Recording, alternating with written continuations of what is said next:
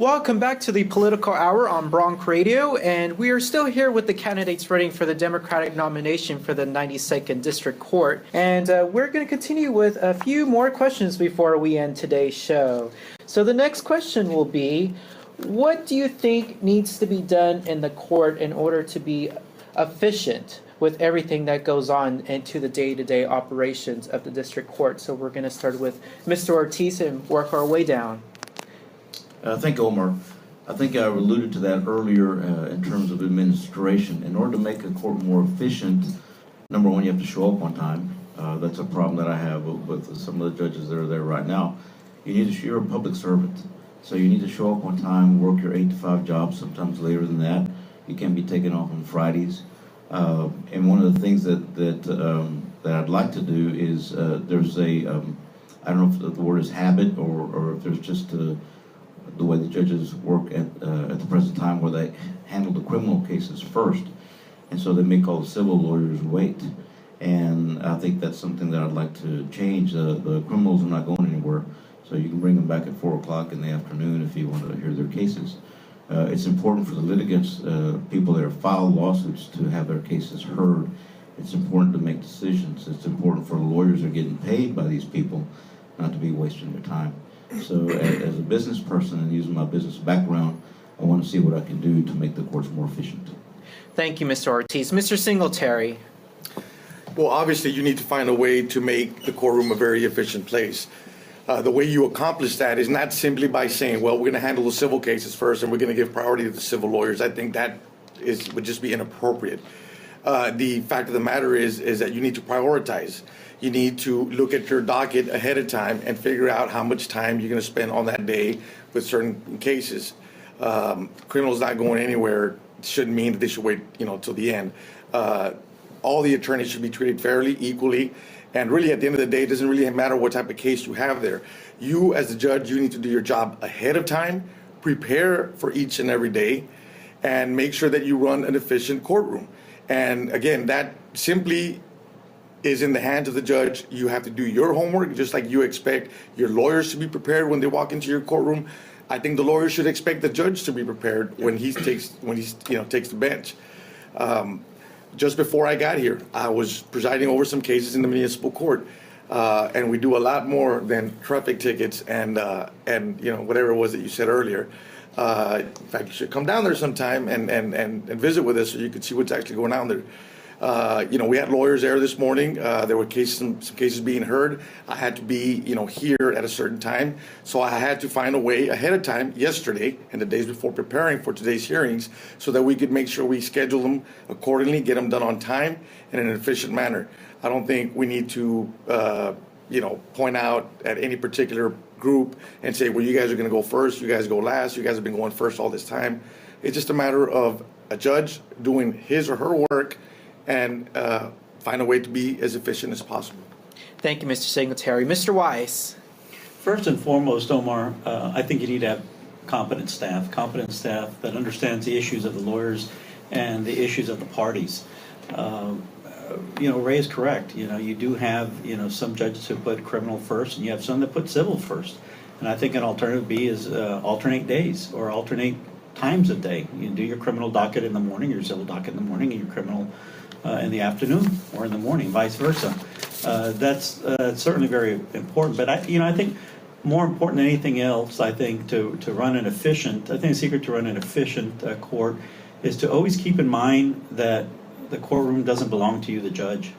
And in fact, it doesn't belong to the lawyers. It belongs to the individuals, the citizens of this county who seek access to justice.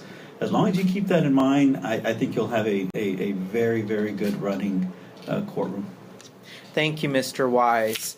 We are going to wrap things up with the final question here, and this will be a very good one here. We're going to go ahead and finish off with final remarks and most especially why people should vote for you in this primary. So we're going to start with Mr. Wise, and each of you will have 3 minutes to present your cases. Well, how appropriate. Thank you for presenting our cases. We have, I have a wealth of personal experience, of life skills, and legal education to, I believe, suit me for this job.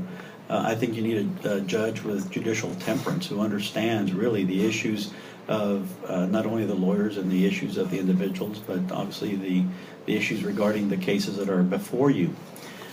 One of the things that life experience that I've had, for example, is my scouting experience. My scouting experience is very important because you know what? If you can deal with young men and women, because scouting, Boy Scouting, does have women, believe it or not, 14 to 21-year-olds, male and female co-eds in the mentoring program.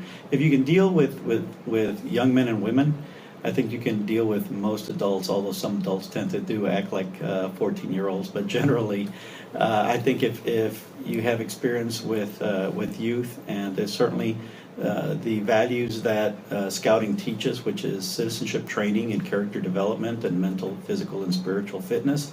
I think as long as you keep those core values, those tenets together, I think those are the makings of a good judge. And certainly my past experience in the legislative branch, my experience in the executive branch, I think would lend well to help me in the judicial side of the branch of government. Certainly, being a judge entails more than just putting on a black robe. And it, as Ray mentioned, and I think Ray agrees, it has to do with experience.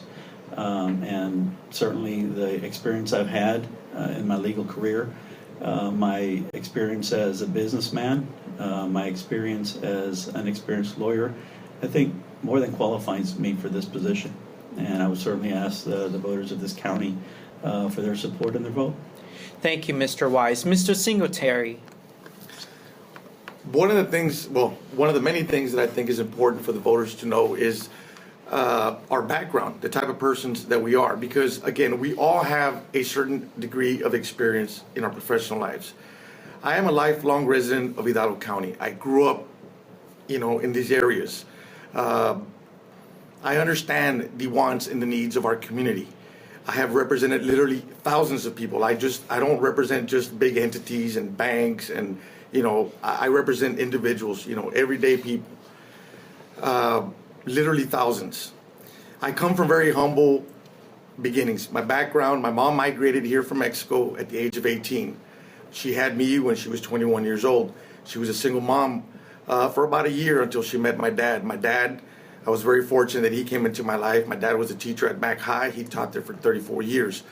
My mom didn't have an education, but she knew the importance of obtaining an education. My dad, being a teacher, always emphasized an education. Always told us the education is your equalizer. That's how you can, make something of yourself in life. We're no strangers to hard work and sacrifice, because that's how we were able to obtain everything that we have, including that education. I worked when I was in college and undergrad. From day one, when I arrived at the university, I started working and I worked my way through college. Nothing was ever handed to me, nothing was ever given to me. Hard work and sacrifice is the way I was brought up. I did that then, I did it in my practice. I will continue to do that for the citizens of this county when elected to the 92nd District Court.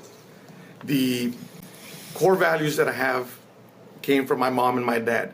I am an ethical person. I have a vast, an abundance of experience in the types of cases that I handle. The cases that I've handled over the last 15 years are exactly the same types of cases that are going to be heard in that 92nd District Court.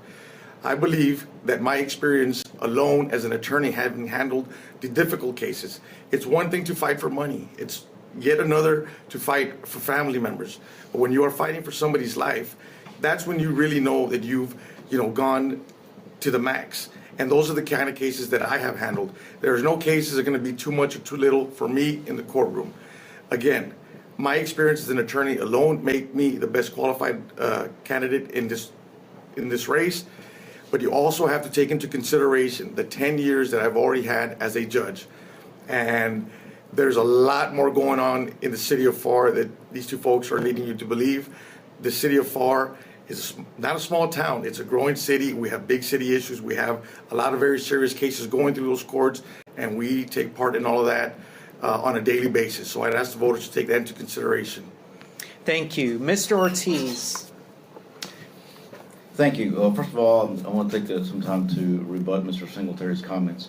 No matter how much experience he says that he has, he has 15 years experience. That doesn't come, Mr. Wise has doubled that amount. I have more than Mr. Wise. So to say that he has the most experience as a lawyer is incorrect and has been misleading the public. The second thing he's misleading the public on is this about being a judge. You're a municipal court judge. I've been to all the municipal court judges in this county. And I guess to believe that so has Mr. Wise. I know what municipal judges do. It's by code. The government code sets out what municipal judges do. They enforce the laws of the city. Ask him if there's ever been a murder case in municipal court. No. A personal injury case? No. An employment case? No. A divorce? No. These are the cases that I've actually tried in district court time and time again. So, The views and opinions of this program presented by the host and guests do not reflect those of Bronc Radio TV nor the university. You're listening to the Political Hour here on Bronc Radio. And it also goes to your life experiences. And those life experiences that I've had, in the last half century, are going to make me more sympathetic, more empathetic to the people that are before me. I started my career in legal aid. I know about poor people. I know how to represent poor people. I know about women's issues because that's what I did at legal aid when I started dealing with women that needed a divorce, or women that were trying to get evicted, or women that are being sexually harassed at work. I know women, and women are 54% of the voters. I know about child custody cases. I know about motorcycle accidents. I know about personal injury cases. I know about real estate. So that broad-based experience, qualifies me to be a judge to hear these types of cases. Thank you. Thank you very much. We are actually out of time now. I am very sorry. We are actually out of time here on the Political Hour. But I want to thank y'all for coming on the show. Thank you. Thank you for having us, Omar. Thank you, Omar. Thank you. Thank you, Omar. And remember, UTPA will be an early voting site at the Student Union. Early voting begins February 17th and lasts through February the 28th. For all of us here on Bronc Radio, this has been Omar Jimenez for another edition of the Political Hour. And also a reminder that February the 11th, a Covenant, Rene Guerra and Ricardo Rodriguez will be debating here at UTPA at the Ballroom, hosted by the History Club at UTPA. That will start at 7 p.m., doors open at 6:30. Have a great week, everybody, and we'll be back for more next week.